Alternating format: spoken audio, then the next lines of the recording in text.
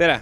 Mina olen Kristo Raik, olen Discgolfi Eliidi treener ja koostöös Kiaga oleme toomas teieni Discgolfi ABC-d, mis saab olema 6-osaline. Igas osas me anname teile täpsema ülevaate discgolfist, discgolfi reeglitest, discgolfi eetikast, ketastest, lennutrajektooridest ja kõigest muust, mis võiks anda sulle juurde selleks, et sa saaksid veelgi oskuslikumat ja paremat discgolfi rajal hakkama ja paremini mängida. Aga mis siis õigupoolest on discgolf? Discgolf on spordiala ja discgolf on lõbus ajaveetmisvõimalus. Rajal mängides discgolfi eesmärk on läbida rada siis võimalikult väheste visete arvuga. Ühes korralikus discgolfi pargis on 18 rada ja rajad jaotuvad siis parrideks, ehk siis igal rajal on ette nähtud visete arv, millega võiks raja läbida. Ülim eesmärk igal discgolfi rajal oleks visata alla parri, mis tähendab seda, et näiteks kui on par 3 rada, siis par 3 rajal ülim eesmärk oleks see, kui visata 2 viskega ketast korvi. Discgolfis on rada läbides siis konkreetsed nimetused, näiteks kui rada on par, ehk siis par on 3 ja läbitakse rada 3 viskega, siis see tähendab seda, et tulemuseks pannakse par. Kui läbida par 3 rada 2 viskega, siis tulemus on birdie, ehk siis 2 viskega on rada läbitud. Ja ülespoole, ehk siis kui on näiteks rada par 3 ja võetakse suurem number, nagu näiteks 4, siis on bogey, ülespoole on siis double bogey, triple bogey ja nii edasi. Lisaks sellele on radadel veel nimetused, mis on natuke haruldasemad. See tähendab seda, et näiteks kui on par 4 rada ja rada läbitakse 2 viskega, siis tulemuseks tuleb eagle ja -2. Võin võtta küll, see on, ma arvan, okei. Nii. Discgolfit värk käe peal puuma. See siin on tee-ala. Tee-ala on oluline element selleks, et selle ala pealt sooritada oma avavise, ehk siis esimene vise. Korv on igal rajal siis lõppeesmärk, kuhu tuleks see ketas sisse visata. Igal tee-alal, tee-ala kõrval on siis alati rajakaart.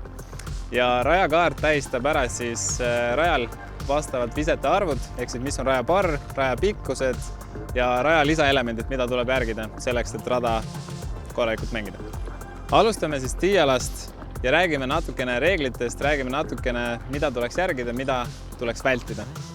Alustuseks, kuna tee-ala on siis baasala, mille pealt tuleb visata, siis äärmiselt oluline on see, et mängija viskakski tee-ala pealt, mitte ei viskaks tee-ala kõrvalt, kas siis mõlemad jalad tee-ala kõrval või üks jalg tee-ala peal. Seda konkreetset liikumist, mida ma siin praegu teen, nimetatakse jalaveaks. Kui ma viskaksin siit ketta käest välja, oleks jalaviga ja mängija saaks karistuseks +1.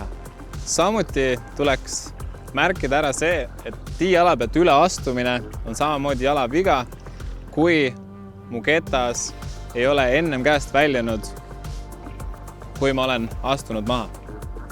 Seega, siit kohast toimuks vise, oleks samuti jalaviga. Väga oluline on markeerida oma ketast ja positsioneerida ketta suhtes õigesti, ketta ja korvi suhtes. See makett, mis siin on maas, iseloomustab hästi seda, kuhu mängija tohib oma jalga panna, kui korvi asetus on näiteks eespool. Ketta taga on alati A4 suurune ala, kuhu sa võid jala positsioneerida.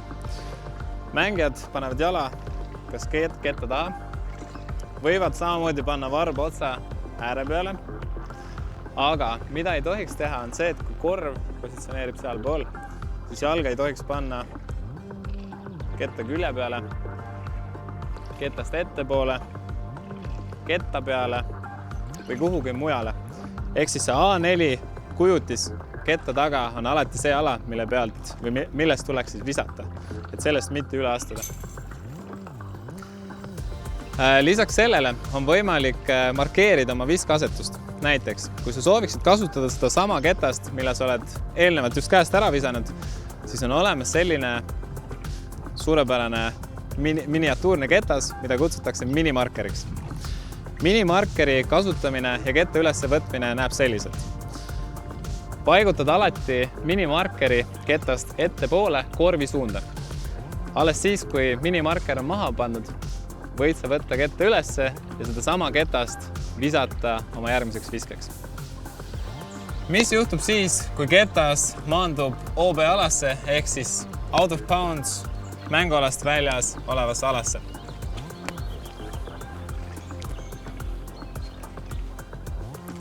Ketas läks mängualast välja, lähme vaatame järgi, mida tuleks teha selleks, et mängida konkreetset rada õigesti.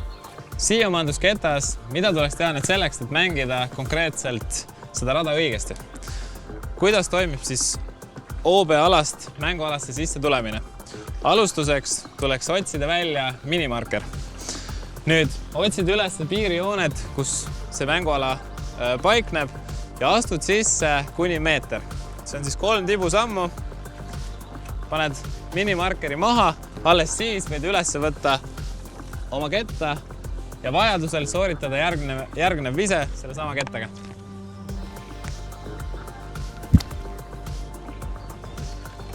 Selliselt on õige mängida OB piiridest väljas olevat ketast.